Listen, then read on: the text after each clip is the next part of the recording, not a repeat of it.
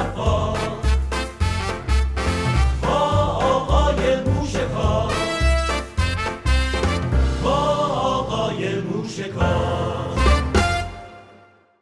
سلام آقا، دوباره این علی گدا از پای منقلش بلند شد و رفت بالای منبر تا هرچی دود کرده بود رو یه جا فوت کنه تو سر و ریش مزدوراش و یه دود و دمی را بندازه.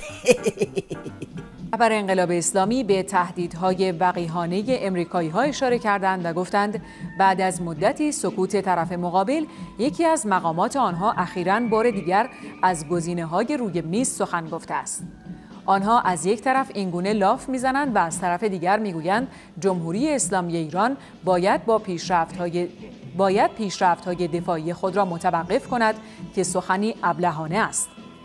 حضرت آیت الله خامنه‌ای تاکید کردند جمهوری اسلامی ایران هیچگاه این سخنان ابلهانه را نخواهد پذیرفت و ملت ایران ثابت کرده است که اگر مورد تعرض قرار گیرد کاملا مقتدرانه از خود دفاع خواهد کرد.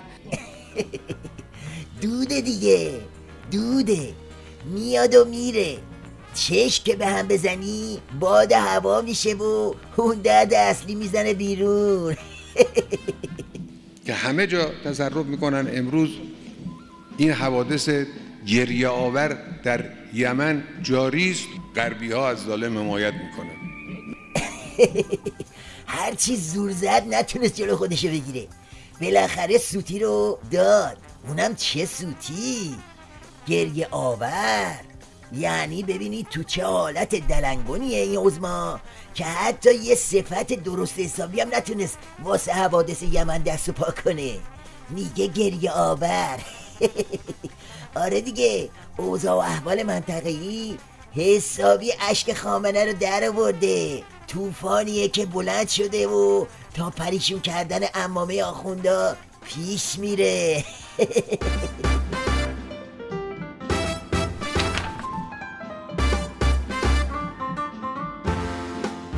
حالا اگه وضع اوضاع داخلی عظما خوب بود شاید میتونست یه غلطی بکنه، اما آخه اونم داغونه.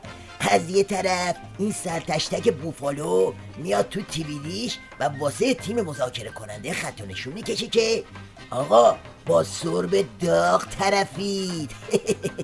بعد از قرائت این بیانیه آمریکایی ها یک فکت شیتی رو منتشر کردند که در اون اینطور عنوان شده که تلاش دارن اجازه بازرسی از تأسیسات و اماکن نظامی ما رو پیدا بکنن.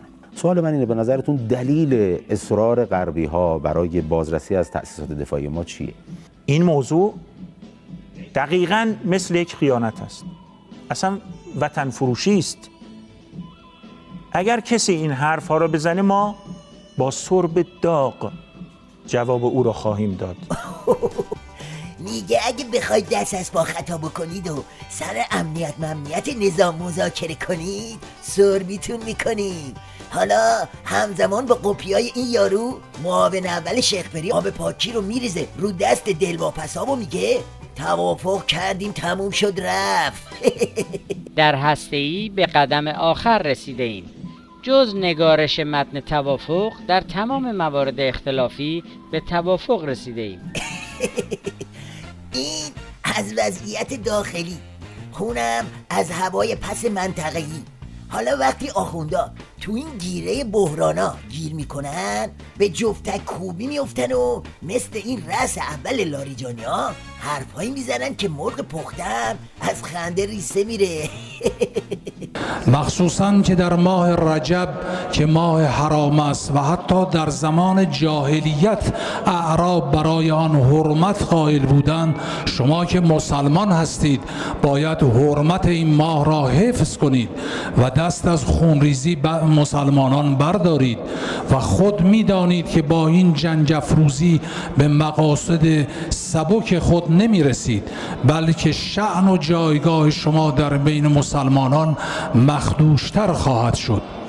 ایران طرحی را برای ایجاد آرامش و حل و فصل مسائل یمن ارائه کرده است که اطراف یمنی با گفتگوی ملی مسائل اختلافی را حل کنند.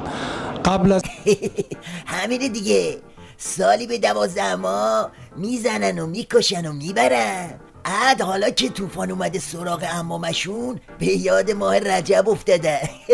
آخه خامنه یزید، تو رو چه به رجب و شعبون و رمضون؟